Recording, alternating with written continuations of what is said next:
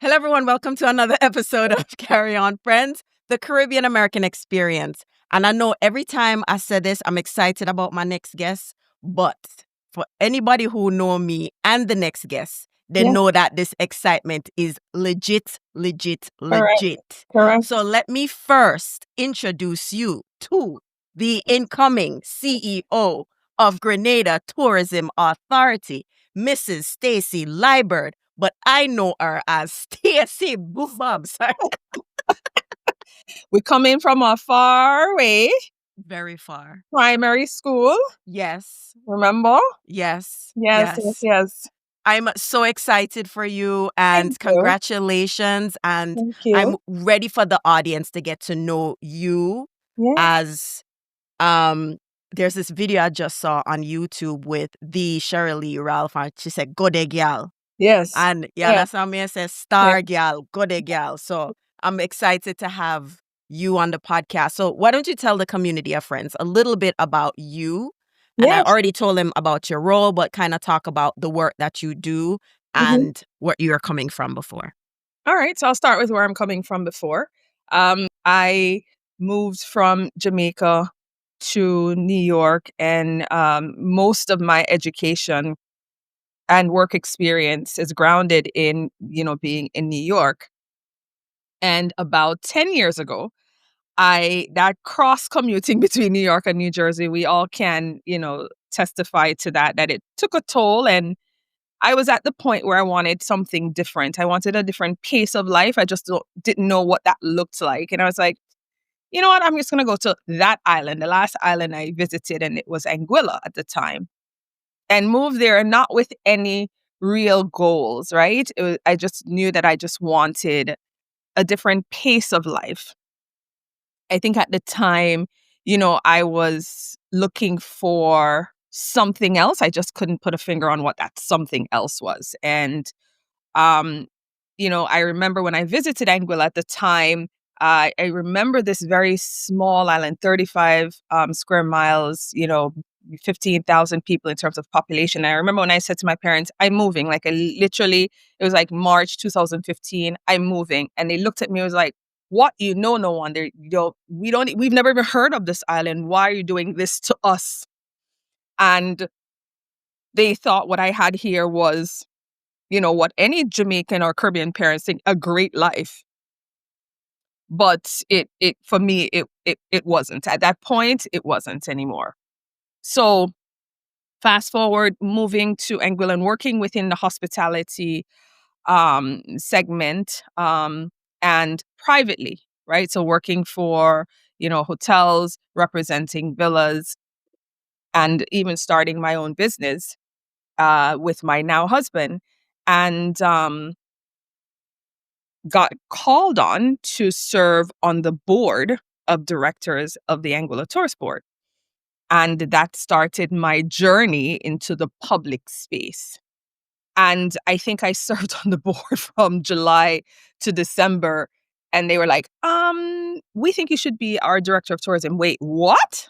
Because now this is a politically appointed position. And I was like, no. I have to talk. My business was going well, it was growing. And essentially, what would that look like? Would I be jumping ship and essentially leaving my husband to, right? So we had a discussion, and this is how I looked at it. I looked at it as, this island gave me so much. How can I give back? How can I show my appreciation? And I think one of the greatest things that we could do as people is serve, right? Whether you serve people, you serve an organization, whatever it is. And for me, I wanted to serve the people of the island, to say, this island gave me a life that I couldn't even conceive. And my parents thought I was, crazy. And now, let me just say this. I went into it with that process. The journey was not easy. Um, but I stayed the course because I recognized that if God did not want me to be in that space, it just would not have happened. And I said, to him that when I fulfilled my purpose, let me know, let it be so clear that you're moving me out. And that's what he did. In February, he's like, okay, you've done well. It's time for the next step. And the next step was Grenada. Um, this process, this journey, this time around, I recognize it's a little bit different. And I don't know if it's because I was part of the recruitment and selection process and not just a minister saying, this is my choice.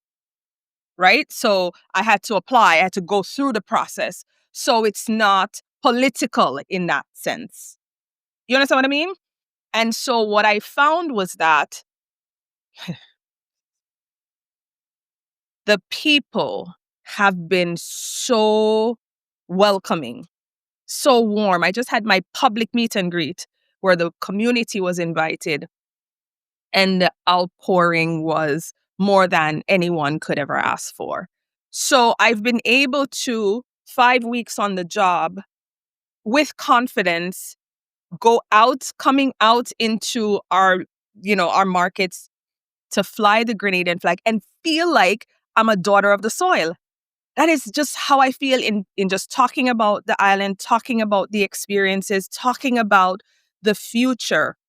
And I have such great plans for the destination. And what I love is that I have a team and a board that I already have the buy-in. And then now I'm right now at the consulate here in New York, and just met the ambassador and the consul general, and having that our visions are aligned.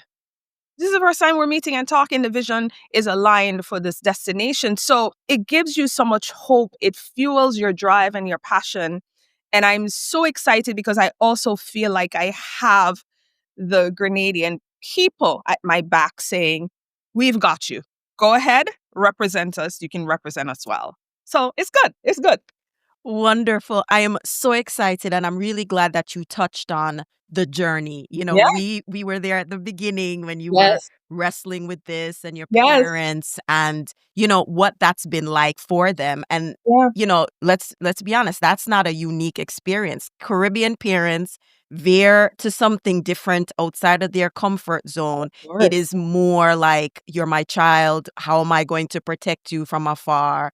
Yeah. But I think navigating this professional change, right? Yeah. Leaving New York to Anguilla and going through this process, I think it's a really powerful story, especially as, Black women, Caribbean people Mm-hmm. now have to come to, like, what does unconventional career looks like, you Right. know, Yeah. and the Example. exactly, right? Yes. Exactly. And, not I mean, we're not telling our business, time and place for everything, but Of course. being honest about the challenges that come with it. And I think that is where we need to say there will be challenges. My Of course. challenge Of may course. not be your challenge, but Mm-hmm. expect a healthy dose of it. Yeah. And I think what you've showed is the resilience, because we know, like, all of us couldn't come to Anguilla and move with you, right? But you Yeah. had to deal with not being around your friends. So I really, really wanted to say that you are an example of what it looks like Yeah. to pivot careers in different ways in a different country Yeah. and actually lead, Yeah. public sector work. And, Oh, child. maybe I'm not saying dispel Oh, some myths. child. It's not easy, you Yeah, know. yeah. But in especially in tourism, a lot of people thought that um when my tenure came to a close in Anguilla, that the natural progression would be um private sector, because everybody likes to talk about the soft life. Like, why would you, after you've gone through so much, um why would you choose to go back into the sector? And I have to say that it's not for the weak of heart. And because I recognize that for me, my purpose is not fully realized, right? I think that, Anguilla laid the foundation for me. And I think that God recognized that there is so much more, and I can bless somewhere else with my talents. I think that I had to grow. There were some growing pains, some of it of my own making. I'll be fair and I'll be honest about that. But I think I'm better off for it because you don't go through what you went through and not learn and not do a bit of introspection and say, right, this is something you don't repeat. I also wanted to say, because you mentioned about my community, which you were a part of in New York. Um, I remember when Carry On Friends Ooh, was an idea, right? the crying at the brunch. Yeah, I know, right? And see, oh my gosh, remember that? Yes. Oh my gosh, okay. So, and I remember saying that God really does bless you where you are because I remember not even asking. I didn't plan anything. I think when I moved to, Anguilla, my mom is the one that says, "Oh, you go there to get this, you go there." I did no research. I just said, "I'm going," right? But even when God is not in the midst of the decision, he will still bless you. I'm telling you, he wastes no experience. He take every single thing and mold it for his purpose. Period. So, I mean, when I look at even my circle of friends who have served as, I always think of, them with their armor and me in the middle, right? And there's this protection, this hedge of protection. I think of, I have a Kerry, I have a Michaela, I have a Sin, I have a Alcyon, right? I can look at each of, and it's just like, God is like, okay, these are the people who are instrumental in your journey in New York. I'm going to mimic that because you'll need that in Anguilla. And I know he'll do the same for me. I've already met amazing people in Grenada, like sister friends that feels like you've known them forever. People who have shown up to me, just one little message, it's done. The support has just, and you know what it speaks to? It speaks to the Caribbean spirit of sisterhood, right? And of a community that is about, people and togetherness and unity. I know that the public likes to think that we are divided and we're like crabs in a barrel. It's not, you can't generalize a culture. You know what I mean? This is not everyone. At the core, I think that there is unity and strength and power and just the need to see each other grow and flourish. And that's what I'm experiencing. That's what I've experienced since my move. I love that you said that. And I love this idea of, like I posted something like I'm Jamaican rooted, but I'm Caribbean American. Like the Caribbean shapes my lens. Mhm. Of course, Jamaica roots me because that's where I'm born and grew. Right. But Yep. we see the diaspora, the region for the power and the might Yeah. that we know that it has. Now, let's shift a little bit to Yes. your new role. Yes. Like now that you have this Jamaican lens, you have this lens from Anguilla, and now you're going into Grenada in this role. Like, I feel like that's a superpower to have all of this cultural context behind you. Yeah. How are you taking this perspective to shape not just Grenada, but I mean, Grenada is your priority, but as a representative of the wider Caribbean still, Of course. Yeah. Yeah. because Yeah. that's what it is. So talk to me about what this new role is. What about it is exciting, and what you bring to this role, given this Yeah. unique hybrid or mash of experiences that you bring to the role. Yeah. I think it's Grenada. There's something about Grenada.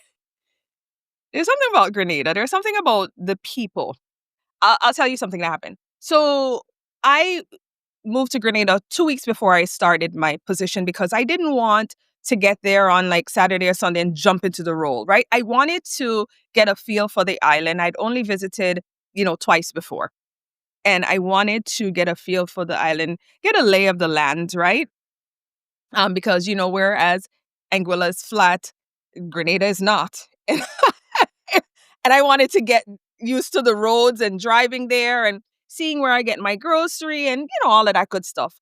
And I have a friend there that I met in Anguilla who works in Grenada. She's been there for a year and a half. And she has just been just such a resource. And then someone else in Grenada said, "Oh, I have a sister friend there and I introduced you." And they've both taken me under their wing and I'm grateful. We were going to, there's this thing called hashing. It's hiking. And someone said it's a great way to learn about Grenada, and I agree 100%. But I didn't have hiking shoes. I don't hike, so I needed to go get some stuff. And my card, my Anguilla card, they were doing some maintenance, so it wasn't working when I went to pay. And let's say the bill I think was 280 EC, and I had 265, whatever it was. I was short 15 EC. And I said, "Oh, I have some US, can you?" And a gentleman behind me said, "No, no, no, no, don't break your US for the 15. Put it on my bill." He said to the lady. And I was like, "No, no, no, it's no problem. As long as she could break it." He said, "No." He said, "That doesn't make any sense." He's like, "I'll pay the bill." And he did. He covered just like that. And sincerely, nice, respectful. Um, and that's the sort of kindness I've been met with. Now let's translate that into the role. Because what is important to me is that I get buy-in, of course, on the government level, but also I believe that the community should buy into your vision. You are representing the island. I have a lot of bosses, right? You're representing the island because tourism represents the number one revenue stream for the destination. I want buy-in. That's why I would have had the community meet and greet, is for people to see me, hear what the vision is, right? It really is about the people. Now, having the people reach out via social media and through my email and stuff like that and say, "Oh, we're so happy you're here." And I'm saying to myself, "Why are you so happy I'm here? You know nothing about me." They're like, "Yes, yes, yes. We've done our research. We've seen your whatever, and we think you're going to do well for the destination." Do you know what sort of encouragement that gives you as someone sitting in the seat? It is pressure that is not meant to, what should I say, make you fearful. It's accountability, because if you're going to hold me accountable, right? And I think now I am able to say, okay, they're entrusting me with the island. How do we make sure that we get buy-in in terms of the strategic vision? And so that is something that when we draft the 2026 strategy, we're going to present it live. We're going to live stream it because I want you to know how we're spending the government's money. I want you to know how we're positioning the destination. I want you to know, because as a service provider, you should be able to identify an opportunity and ready yourselves, right? So let's look at it this way.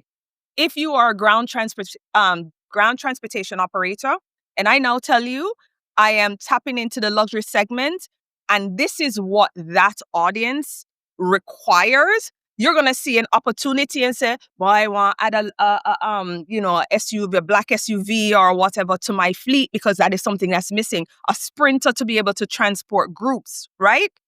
I want you to start thinking about how you can leverage the strategy and be able to monetize. I measure success by how the tourism dollars trickle down to the mom and pop business. I want to be able to pull up to the mango vendor on the side of the road and say, "How business going?" And be like, "Well, listen, girl, the cruise ships come in and now, I'm getting people to buy." And you know what I mean? It must trickle down. I think that's also, you make it equitable, right? So, it's everyone should be able to benefit. And so that is really the strategy. I'm going to present it live, and just so, again, people can ready themselves and position themselves. The other thing is that as local people, we also have to ready ourselves as it relates to talent. We have to equip ourselves to be able to take the post of general manager so that we can see people like us, right, represented at the top, right? Not just housekeeping, not just kitchen, not just, wait staff. I want to see a Grenadian at Silver Sands as the general manager, right? And I think if we had to give an example of who is doing that in terms of elevating their staff, it's Spice Island Resort. And that's what we want. That's where we want to get everyone on that, right? But so now the Grenada Tourism Authority, has a training program where we're doing training and development at every level, not just line staff, but also supervisors and managers, right? So we are going to continue that. The other thing that I'm focused on is people. So I think we have as leaders sometimes that limited focus where we focus out instead of focusing inward. So you have to lay that foundation. It's just like you're building a house. Thinking about when you're building a house, right? You know that whatever foundation you put down, it has to be able to sustain the structure, right? The foundation is the internal client, right? So we have to make sure I can't go out and train people out there and not training my staff inside.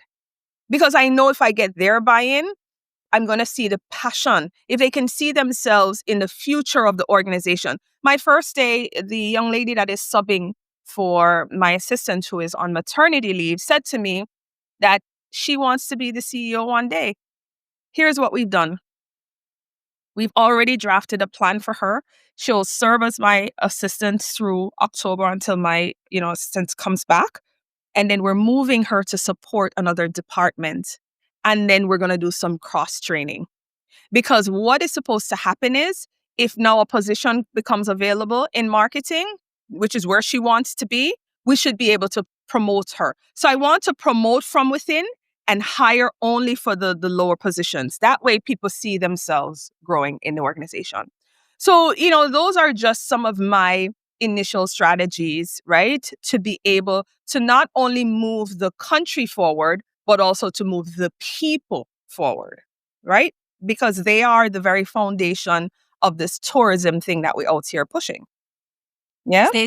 Stacey, I just love what you're saying because, many gripes as a Yeah. diaspora person.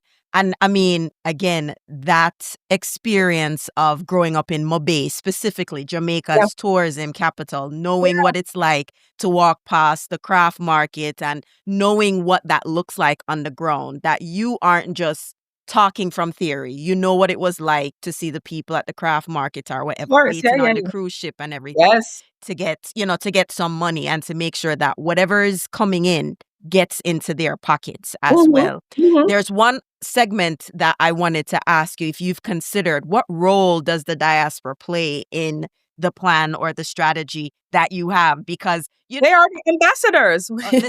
listen.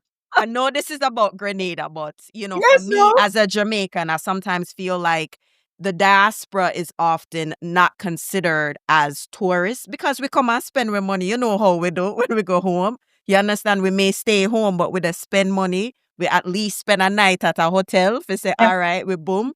So, how are you envisioning the Grenadian diaspora in So, this? if you talk to any CEO or director of tourism throughout the region, one of the things that we all struggle with is seasonality, right? And so why not go to your hotels and ask them to offer whether it's local rates, returning residence rates, CARICOM rates, right? I know that we have staycations where, locals are able to, this is how you encourage spend within the island, because we know that every year people will leave the island to go vacation. But sometimes, with the rise of these airfares, people are not able to do that.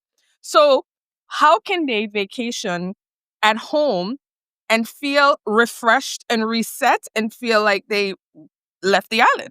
Really and truly, it's promoting to them as well, right?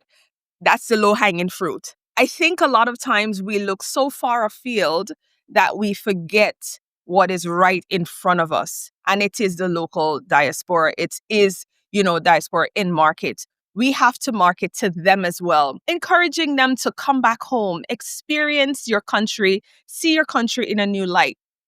And that is just the Grenada context. Let's look broader in terms of the region. The region again suffers in the summer months because we find that people typically go to Europe. They can move around Europe. It's cost effective. They get to hit a couple of countries. It's easier to get around, right? Why aren't we promoting as one Caribbean? I mean, because inter-island travel is difficult. That is the solution I that we need. understand, and we're working on that. But here's the thing: I am in the South, so right next to me is Trinidad. On the other side of me is St. Vincent. Then there's Barbados. There's Antigua. We have a lift. So why aren't we coming together and pooling our resources to be able to again say, fly into Trinidad, start your vacation there, and then hop over to Grenada, then hop over to St. Vincent, right? If I'm just looking at my tri-island state, come to Grenada, because if you hop over to Carriacou, that experience is going to look different. If you hop over to Petite Martinique, experience is going to look different, but it's all complementary. It works, right? So I think that as a region, we have to recognize that, yes, that we do have spending power as a diaspora. Encourage people to come home, no? You know what I mean? Yeah, me know you know what I mean, because you're just living in the diaspora, which is why I think that for you in this role, you have almost a 360 view. You know Yeah, what it's like to grow up in the Caribbean, live in the diaspora. You lived on another island, and now you're yeah, here that you can bring this perspective. You brought something, innovation, right? You know, and the other aspect of preservation or sustainability, yeah, rather, yeah. given where Grenada is, or the tri-island state coming Hmm. out of burial from last year, and what the Yeah, sustainability and resilience, but yet innovation in the of course. tourism product to look like for Yeah. you in your role. Yeah. So let me tell you, right now I can happily say that Carriacou is just about I would say between 80 to 90% recovered, right? In terms of the ground transportation, the service providers, at least 76% of the rooms, the properties have reopened. I visited there 2 weeks ago, and the island is just amazing, right? I think what we need to do is be able to, because I think they kind of get lost in the Grenada story, right? Um, and so we have to be able to tell the story where it is you understand what Grenada offers, you understand what Carriacou and Petite Martinique offers, but recognize that it is tri-island and it's three different experiences, but it's what the one similarity is going to be the people and the national pride, right?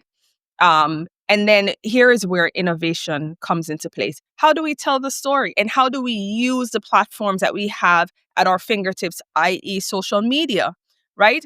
People are not spending a lot of money today on print, because essentially what a publication can tell me is how many subscribers and where they circulate, right? It doesn't give me where I run a campaign on social media and I can see all the figures, demographics, right? Age and all of that good stuff.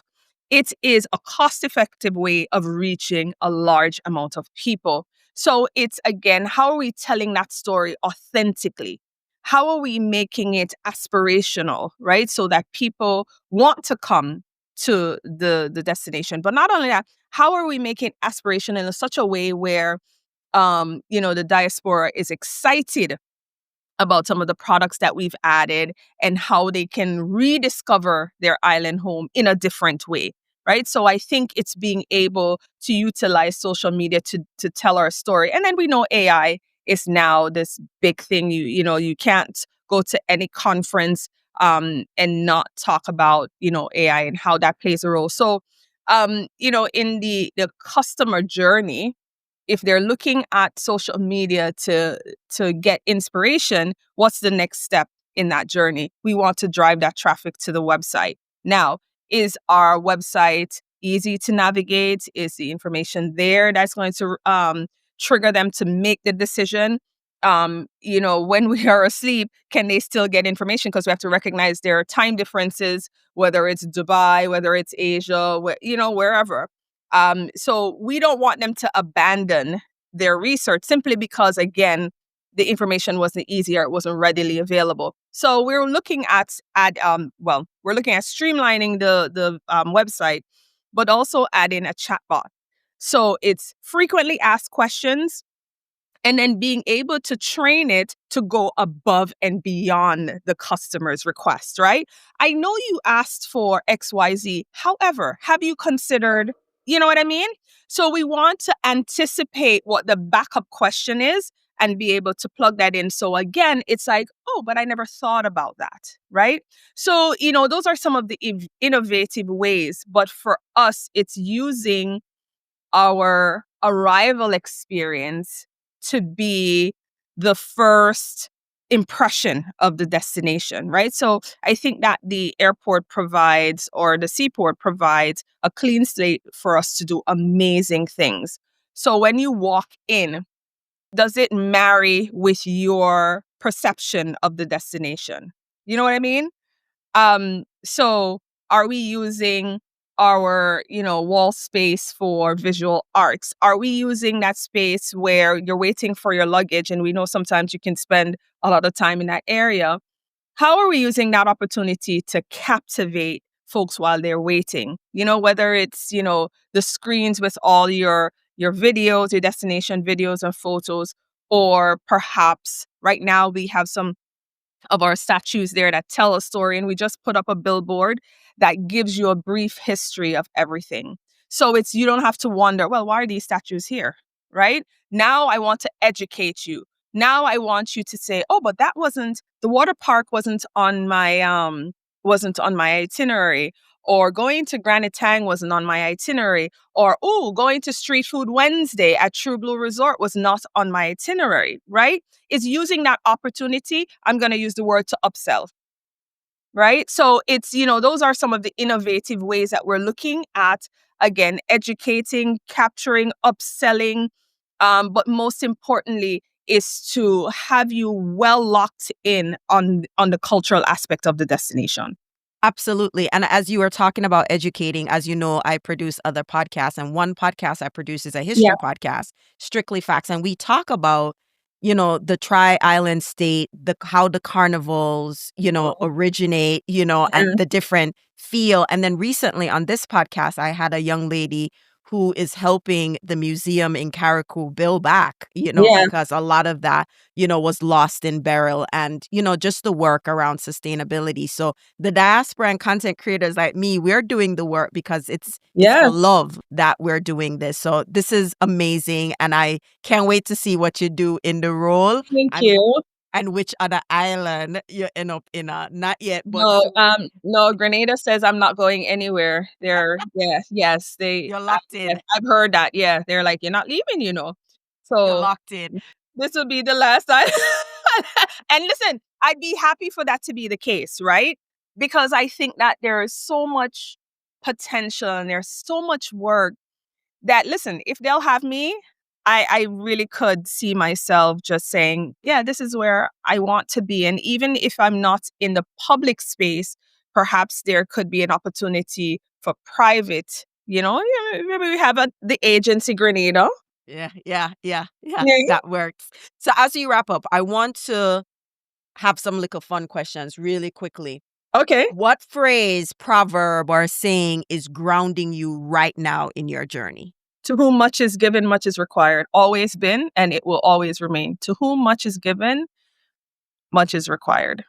So, Wonderful. as God has blessed me, it is incumbent on me to bless others. I don't have to ask him to bless Kerry. If there's a way for me to bless Kerry, he has given me the means to do so. I could do it. Right. So I think that is something that I always look to ground me and propel me. Right. It's this life is bigger than just me. Wonderful. And then what tune you there run regular? Come, I know you love your music. Even the people them must sing the song. I have to be honest. I just love when the guy comes in and say, "Bad man, shit, bad Listen, love." the 7-year-old and the 10-year-old, we're like, wait, them even that jump the lyrics, that means Yeah. But we also know that when we were growing up, there were songs that we shouldn't be singing that this we is did, right? this Yeah. is what. I don't think they know what they're saying. At No, least they don't know. They just like the beat, yes, and it's like the 7-year-old my son, yes, bad man chill out. I was like, yes. what? But I'm glad. All Yeah. right. So No, no, no, final. wait. There's another one. No, no, no, no, no. So there's a song that I fell in love with from one of our local artists. And I have to say this here because I said to my team that they have to bring him to the office. I want to meet him. His name is Blackadan, and the song is Blessing. And it started, see my ex with a new man, feel like she new brand. And it's just the storytelling, and it's just listen, I could listen to that song. And last night we were at an event, a media event, and the pan guy started playing it, and I was like, oh my god, my song. But I was there and I had to be in. Decent. Yes, yes, but I was like, oh, my song. But yes, that's another one. Lovely. And then your call to action, your last words, if for anything you didn't say that you want to make sure that you say before we sign off. So I said something today and I started laughing because recently Grenada got voted globally number two in terms of the purest air quality globally by the World Health Organization. And I said it to the person that was interviewing me. I said the call to action is come to Grenada and breathe easy. And let me tell you, and then I thought about that in terms of even our name, Pure Grenada, pure air, pure experience, pure people, pure quality. That's it right there. Come to Grenada and breathe easy. This is Wonderful. it. Wonderful. Well, Stacey, all right. Stacey and I go in labrish, but you know what? Yes. You all know what I say at the end of every episode. Walk Yeah. good. Bye, Well, good. everyone. Bye.